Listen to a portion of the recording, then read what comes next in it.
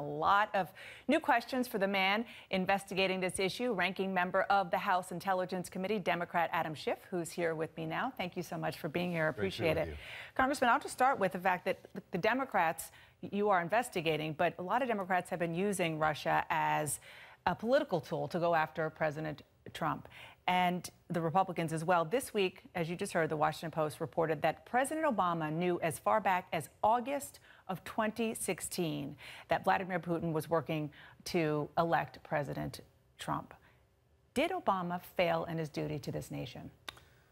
I think the Obama administration should have done a lot more when it became clear that not only was Russia intervening, but it was being directed at the highest levels of the Kremlin. And indeed, Senator Feinstein and I were repeatedly trying to make that case to the administration. Initially, when they didn't want to make attribution, they didn't want to publicly talk about Russia's role. And later, after we issued our own statement, and they did attribute the conduct to Russia, I was urging that they begin then the process of sanctioning Russia, the administration talking more forcefully about what the Russians had done.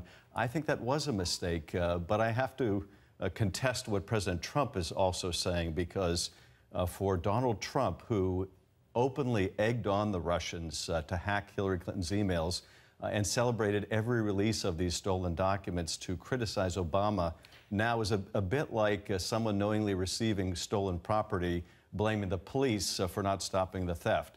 So Donald Trump is in no position to complain here. That may be true, but let's focus on President Obama for a minute. You say it was a mistake.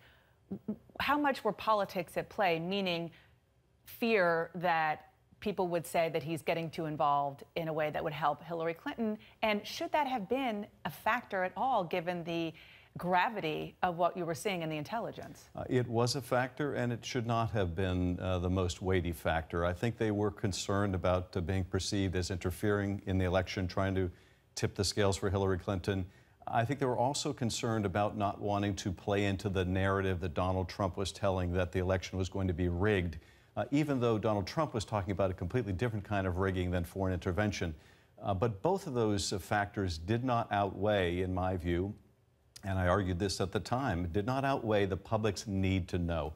The American people needed to know, and I didn't think it was enough to tell them after the election, but rather, given the seriousness of this, I think the administration needed to call out Russia earlier, needed to act to deter and punish Russia earlier, and I think that was a very serious mistake. You mentioned what you argued at the time behind closed doors. September of 2016, according to the Washington Post, is when you and other lawmakers were briefed on Capitol Hill about this. Now that it's passed and it's in public, what happened in that meeting? How aggressively did you and other Democrats argue, and what was the pushback?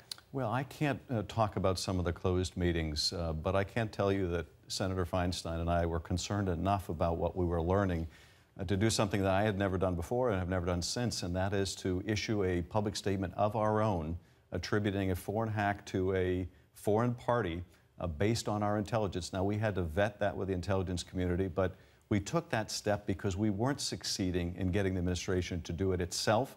But a statement coming from lawmakers doesn't have the power and influence of the American people as a statement coming from the President of the United States. And I think that is what the situation really called for. If you were president, what would you have done? What should President Obama have done? Well, I think what he should have done, and what I urged at the time, was he should have spoken out to the American people and said, this is what Russia is doing. Russia has better stop it. And more than that, we are going to enter in conversations right now with our European allies who have similarly been the victim of Russian hacking and interference in their elections to embark on a new round of sanctions. And I think those sanctions should have been not only imposed earlier, but far stronger than the sanctions the Obama administration would ultimately impose after the election.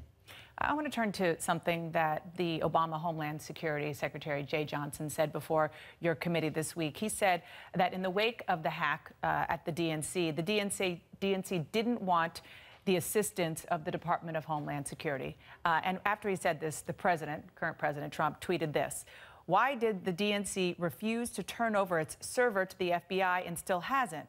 It's all a big Dem scam and excuse for losing the election." Okay, put that second part aside for 1 second, just focus on the substance here.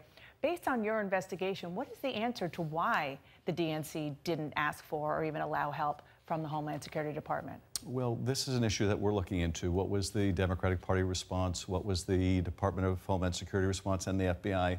The only thing I can say that's public thus far is James Comey was asked about this during his open testimony recently. What he testified is the DNC gave the FBI the forensic report done by a very reputable cybersecurity firm, and that was all they needed in terms of their own analysis. So you think they did enough? I don't know, but that is the public testimony we have thus far. We are going to want to talk to people from the DNC. We're going to want to talk with people from the FBI more about this, find out, was there a request for the server? If there was, did the party have a concern about giving up its server in the middle of a presidential campaign?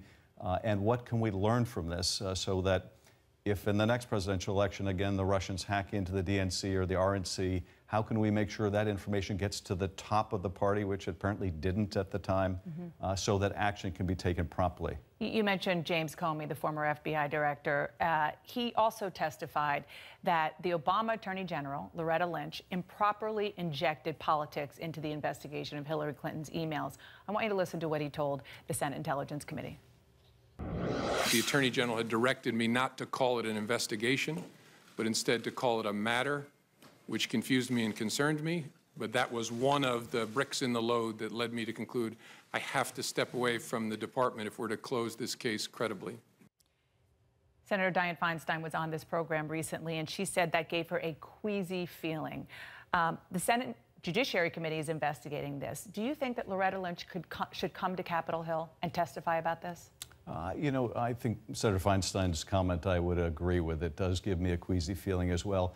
There may be a perfectly accurate explanation by Loretta Lynch about why she thought matter was the appropriate term rather than investigation, so I wouldn't assume James Comey's characterization is the last word on it, even though I'm sure it's accurate.